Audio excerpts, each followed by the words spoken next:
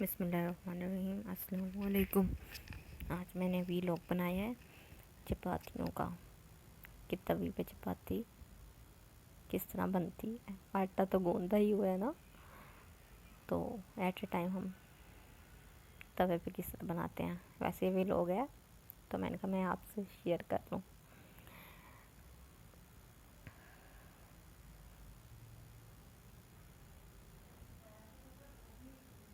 आग पे बनाने का तरीका आप लोग भी बनाएं और मुझे कमेंट में ज़रूर बताएं कि किस किस ने बनाई है,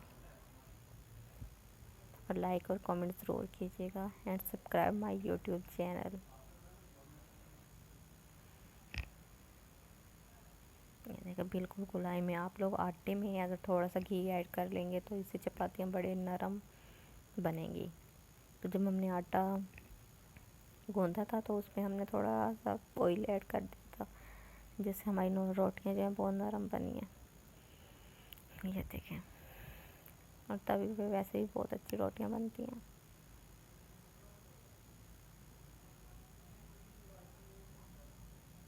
ये देखें,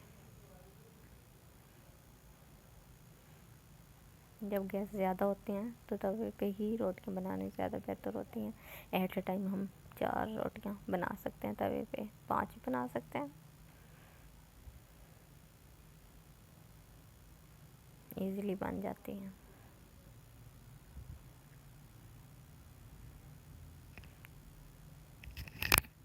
और अगर कोई रेसिपी अच्छी लगे तो लाइक एंड कमेंट कीजिएगा, और कोई रेसिपी लेनी है आप लोगों ने, सीखनी है जो भी, तो कमेंट में बताएं। मैं ज़रूर आप लोगों को बना के शेयर ज़रूर करूँगी।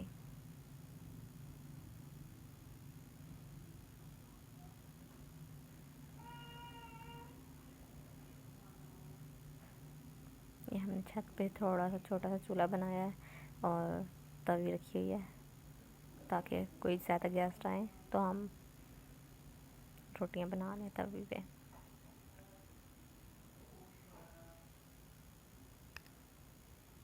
गैस पे अच्छी लगे तो लाइक एंड कमेंट ज़रूर कीजिएगा, और सब्सक्राइब तो लाजमी कीजिएगा ना।